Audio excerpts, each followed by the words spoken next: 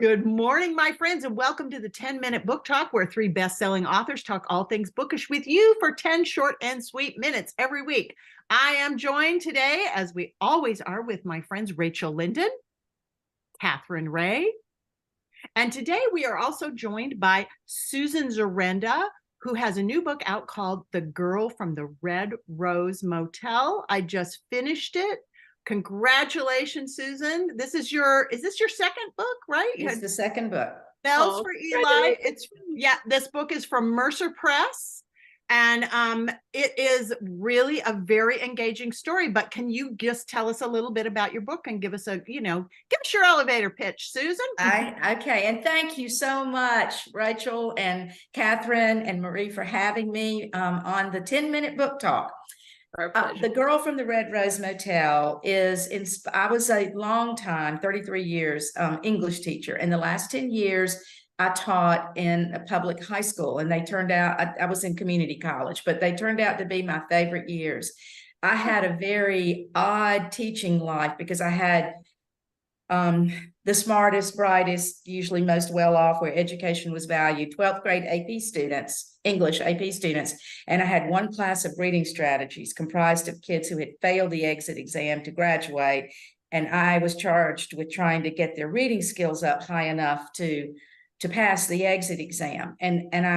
So what kind of inspired the book was my desire to bring this wide disparity of students together to look at how different maps of the world, different culture, different everything, that the two people from these extremes coming together could be mutual benefit for both. So we have three main characters: Sterling Lovell, an affluent, arrogant young man, and Angela Wilmore, she's the English teacher's AP class, and then Hazel Smalls, who is the girl who lives in the Red Rose Motel. And Sterling more or less usurps his teacher's lesson one day, and she sends him to ISS, in school suspension.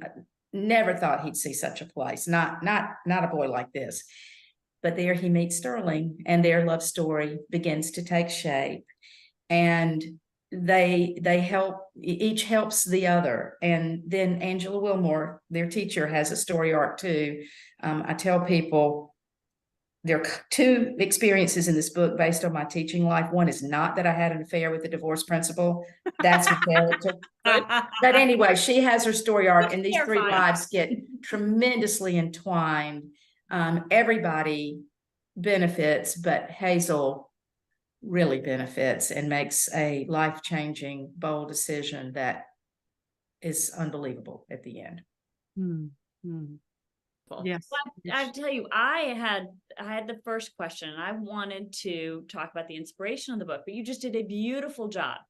And I know that Rachel and Marie have questions that are going to dig into the book, but because you've shared with us the inspiration and there's so much thought within your construction, I'm going to jump to, what do you want readers to pull from it? Cool. Well, and it's kind of what I just have mentioned, is that you've got Hazel, who is called Zell in the novel, that's her nickname, is this shamed, scared, full of anxiety, insecure young woman.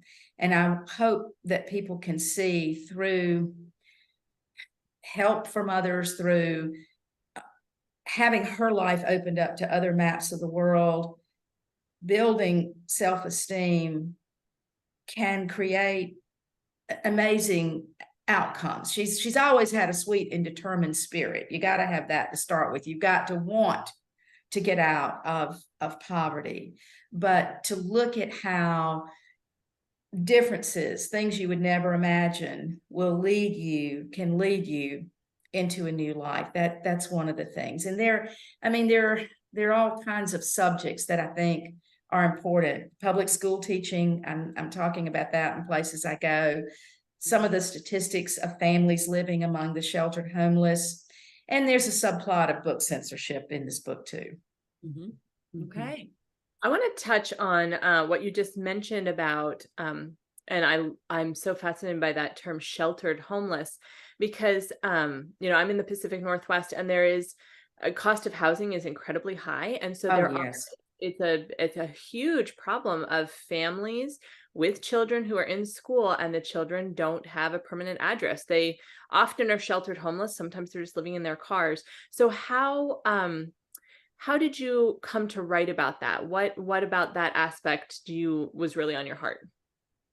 I really only know definitively of one student who lived in a motel because I broke the rules and took him home one afternoon after school.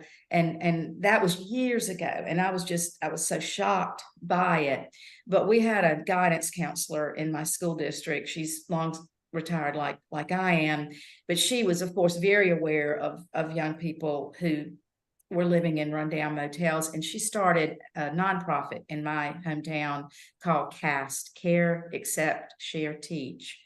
And this organization is still going strong today, and it tries to help these families raise enough money, help them get enough money for a deposit, or it sends the children to summer camp in the area so they don't have to play in the parking lot, buys them shoes at Christmas, and I helped serve. I've volunteered with it a little bit, and I helped serve a Christmas meal one year, and I was that's when I realized I sat at a table with a woman and 3 sons, age 10, I think 12 and 16. She had a job. She worked in a school cafeteria. She had a car, but there was no way she could afford, an apartment. She just couldn't do it. And the sad irony is it's really often more expensive to stay in a rundown motel where everybody's crowded into a small room with no kitchen and mold and mildew and everything else than it is to be in a normal rental unit. But these deposits are so high. And you're right, affordable housing is just, I think I have a statistic in one of the talks I give that there's no state in the country that has enough affordable housing. And it's something like for every 100 people needing affordable housing, 36 units are available. Oh, wow.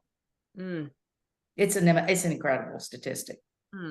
Well, Hazel is interesting because as the book opens, she is somebody who is trying to better her life through the means that are available to her. She is part of the ROTC, and she's doing that because she knows this might be her chance to get a college scholarship. So there's this core of her that's pretty tough, but at the same time, existing in the two parts is a girl who feels very insecure, knows that she has not had, the chances that other people do. But and I'm just talking now. I don't even know if there's a question in here. But that's good. That's great. I'm enjoying it. I'm talking, guys. Marie's gone to preaching. I'm preaching, sis.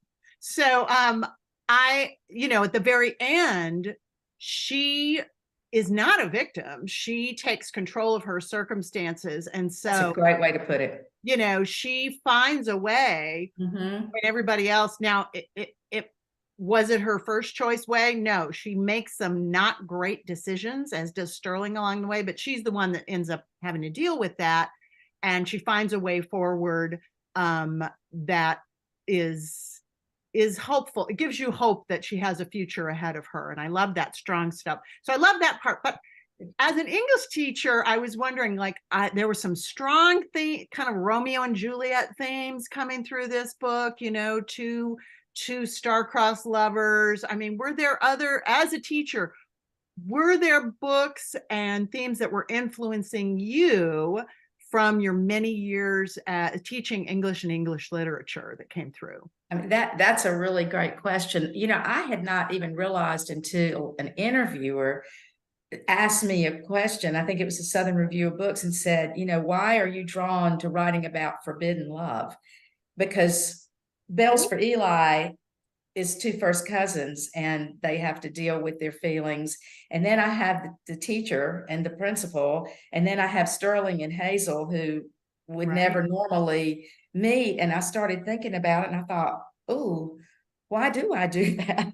I don't know, except that I think there's something in me, and I guess it's the romantic in me, that wants to believe that love does have the capacity to help people overcome seemingly insurmountable obstacles. And I'm trying to think, of novels that maybe I taught. I mean, I loved Pride and Prejudice. There were certain novels with love stories, Ethan Frome, that I taught along the way, but I think mostly it's just must be something inside, some sort of romantic notion inside me about the capacity for love. Well, I love that. That's not a bad notion. It's been working as a theme for thousands of years. So that's right. That's right. Yeah, I just, I don't know. I mean, as you said, there are two love stories in the novel. Right. And those love stories are what really catapult these characters to grow close and to grow themselves and their maps of the world to be opened up and become stronger people as a result. No, it's true. It's true. Even if the love doesn't work out, they are better people for it. So I love that aspect of this. Well, as always, our time has gone much too short. Listen, Susan, first of all, thank you for joining us. But as we're getting ready to wrap up today, please tell us what is bringing you joy today. Well, what is bringing me joy is, first of all, you're inviting me to be interviewed on the 10-minute book talk, which is just grand and wonderful for me. And the opportunity to say, even though there's some miserable circumstances in this book, it is a very positive, hopeful novel. And if you look behind me, I'm in my good friend's home in Charleston, South Carolina, where I've been a guest and had a lovely book event in Charleston yesterday. And my younger daughter had a party for me at her home on Sunday. And so, wow, I mean, I've just had a joyous birthday weekend. Oh, life is good. All right. Happy birthday. Well, we love that. Well, Susan, thank you for joining us here on the 10-minute book talk. Guys, Susan's new novel, The Girl from the Red Rose Hotel, is available in bookstores everywhere. And if they don't have it in stock, you know what you can do? You can ask them to order it. It's from Mercer Press. Susan, thank you for joining us today. Thank you. And you all are all such wonderful authors. I am honored. Oh, we're glad you could be here. And guys, we're glad you could be here with us on the 10-minute book talk. We'll see you next week, next Wednesday. All right. Okay. Bye, y'all. Bye-bye.